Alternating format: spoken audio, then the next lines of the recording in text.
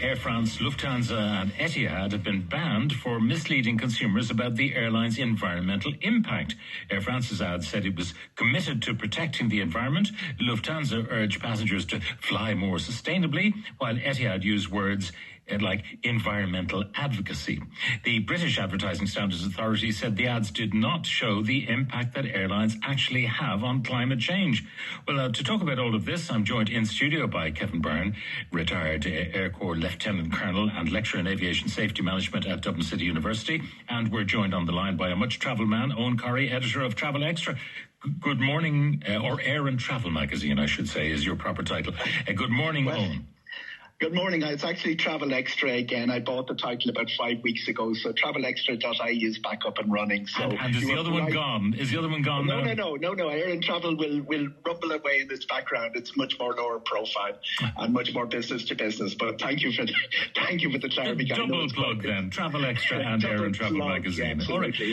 Now, Kevin, we'll go to you first. Yes, this business, it does add to global warming. All of the emissions globally, 5% contributed by the airline industry. I'm not sure that's true because I looked up, I flew back last week from Heathrow to Dublin, a flight I don't normally take, and I saw the Director General of IATA, that's Dr. Willie Walsh, and I was then moved to look at the website they have, and they're claiming IATA, International Air Transport Association, really a body for all the airlines, most of the airlines in the world, and they say it might be as high as 2.5%. So the figures I've been given me... So 5%, which is bandied around much. It's not accurate. In fact, now, I have to say, Dr. Willie Walsh and his pals in IATA, they would say that, wouldn't they? They would, but they're also, a supporter, I suppose, by figures given out by ICAO, the International Civil Aviation Organization, the UN body dealing with this, and they're claiming 2.9%. So it's less than 3%, which is less than I thought it was over the last 4 or 5 years. Now, there are other efforts, not just carbon.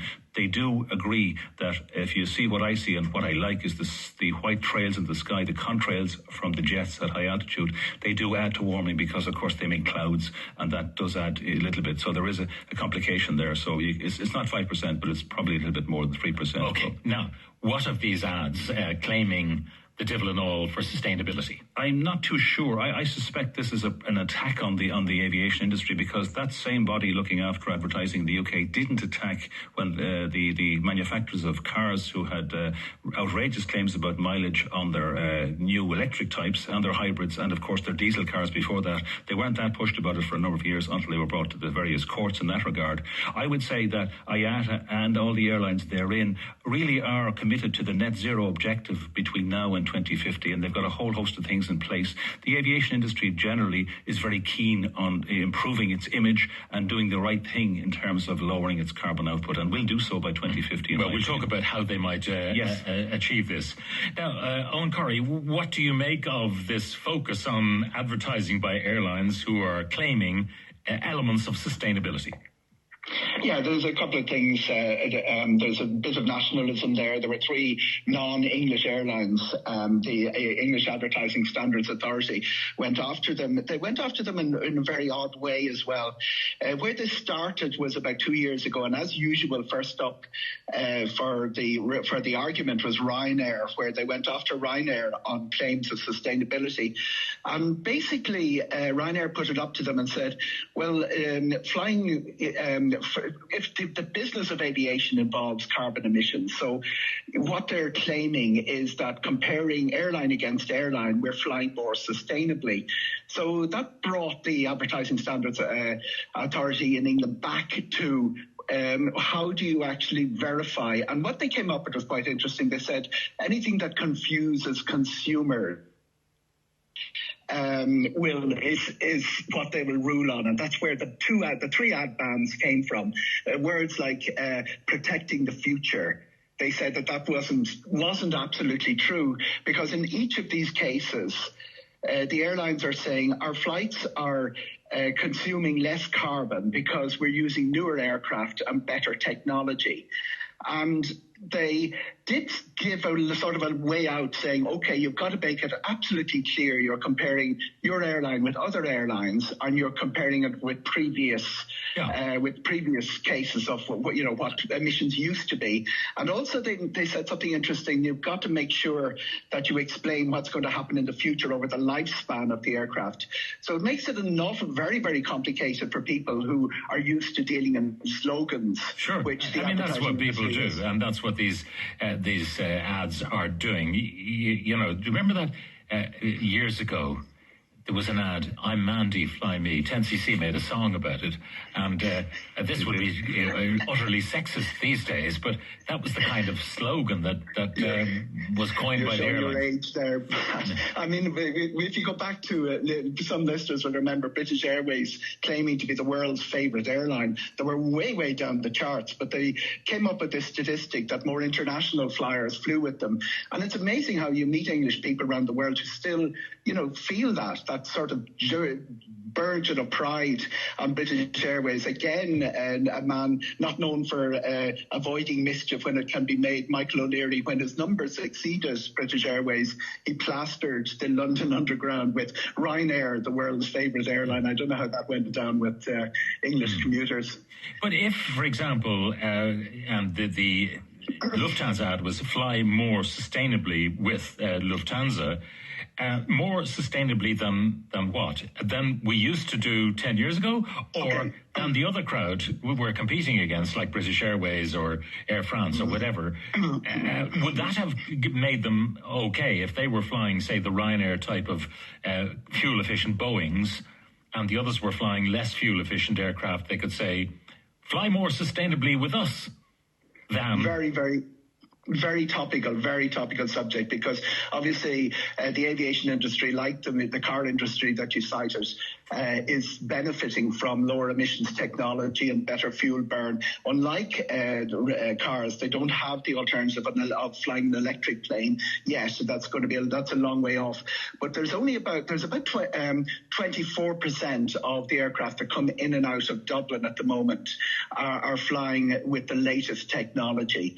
And it's quite topical, because Dublin Airport has just introduced an emission scheme to incentivize other airlines to bring their more modern aircraft in.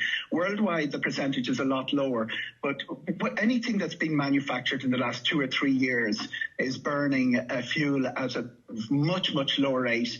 And some of the environmental debate on aviation is quite shrill. I was quite surprised to hear Kevin say that he thought that figures were 5%, when with the aviation has been bleating over and over again, it's less than 3%. But comparisons are often made with very old aircraft that Kevin would be very familiar, like the 737-200 was used for one experiment only last year. The stuff that hasn't been flown out of Dublin for 20 years. And while the aviation emissions are getting lower and lower and lower, what the ASA are saying is, you can't use that. You can't use that sort of comparison without going into a big, long explanation. Okay. So Kevin, the kinds of aircraft that are being flown, Ryanair, because they have the most modern fleet. Yes. And I mean, they have a very good business model. You buy from Boeing at a bargain basement price. Yes. And then you use it for a relatively short period, and you sell it on while it's still got great second-hand value, and then you buy more. It's even better than that, Pat. It's most unusual in transport because your depreciation is zero. You have it for 5 years, and you've got a full track record in the servicing. You've flown it for 12 or 14 hours a day, whatever you can.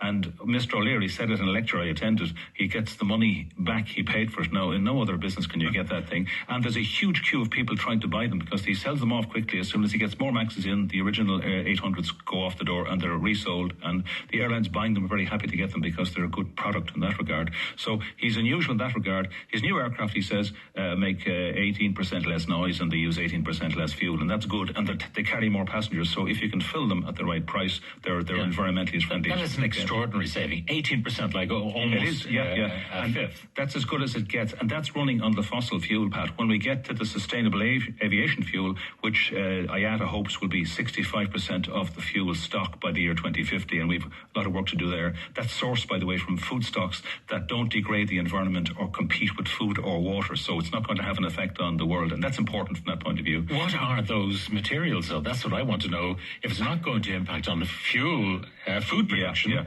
that means you're not taking arable land. No, you can do it from all sorts of wastes. I passed a truck on the way in here, which was strange. It was a McDonald's truck, and it said, this truck is fueled on biofuel, biodiesel, which we get from our oils that we use to cook the chips. Did you know that? So it can be done. And of course, aviation fuel is basically a type of kerosene or paraffin, if you will. So it'll run almost on anything.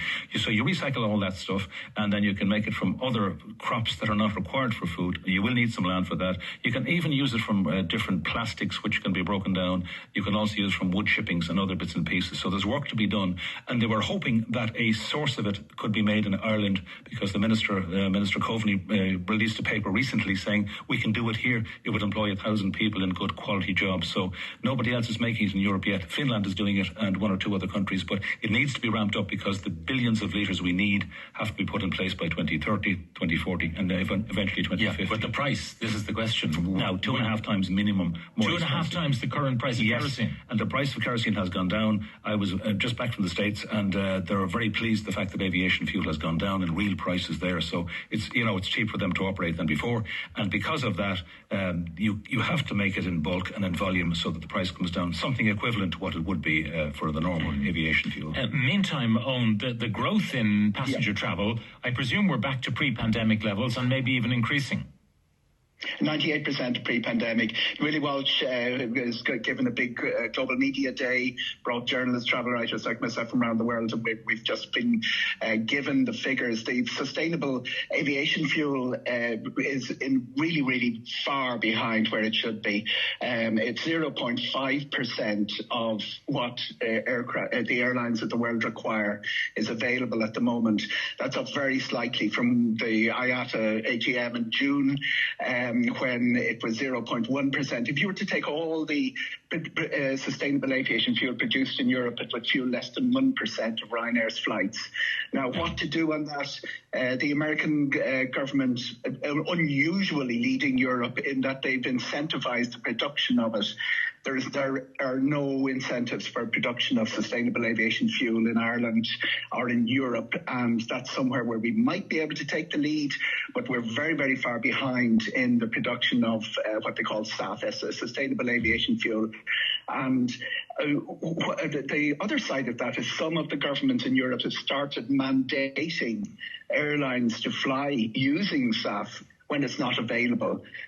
Even though the price is high at 2.5 times, sometimes people say 4 times the going rate, Ryanair signed a contract with 3 of the big producers in Europe to take all their production. But if it isn't available, and you on the other side you have government saying you have to use something that is not it's not on the market. The passenger numbers in Ireland are ahead of where they were pre-pandemic. And that's quite unusual. There are only 9 major airports in Europe, including Dublin, where the numbers are ahead of where they were pre-pandemic, but we expect that to come back next year. The big problem is Germany, where it's still back to less than 90% of what it was pre-pandemic. That hasn't been great for the whole development of aviation because the Lufthansa group are so strong. I wondered, has anyone done the calculation in energy circles about the cost per passenger in energy of the other way? If you want to get from A to B, you can take a ferry and drive your car or take public transport. Because I was thinking about Eamon Ryan and coming back from Dubai and then going back. He didn't have to do it in the end. He was paired.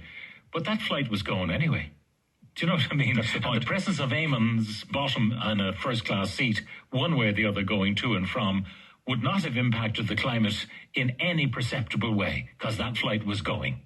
That's an interesting point, Pat, because the flights, if they go, as Ryanair said, we have, 96%, the seats are filled. Load factor is good.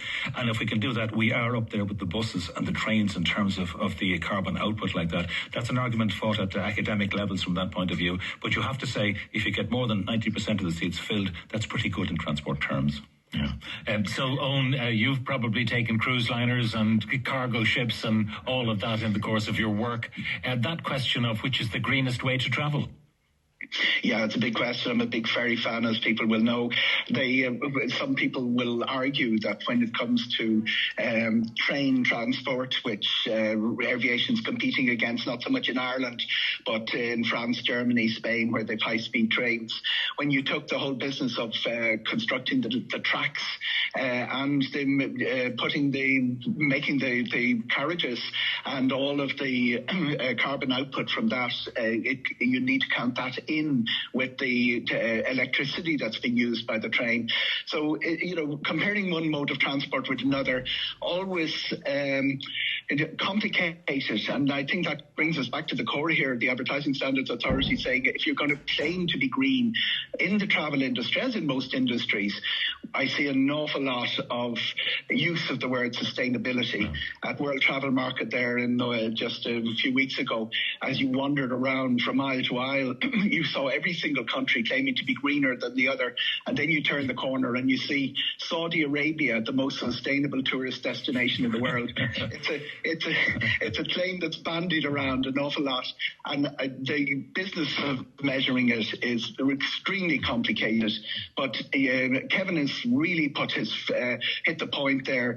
If aviation is going to emit carbon anyway, chemistry is your thing, Pat. You know that hydrogen would be the ideal fuel to use, but it's so unstable that we're a long way off getting it into an aircraft. They were talking the other day about ammonia as a fuel, which can be stored more or less at room temperature compared to hydrogen, which is stored at very low temperatures. If it's to be in liquid form, maybe that's the future. Final words from you, Kevin? Just to say that the IATA has a Sustainability and Environment Advisory Council, and they report to the board of IATA and the Director General, Willie Walsh, whom we mentioned.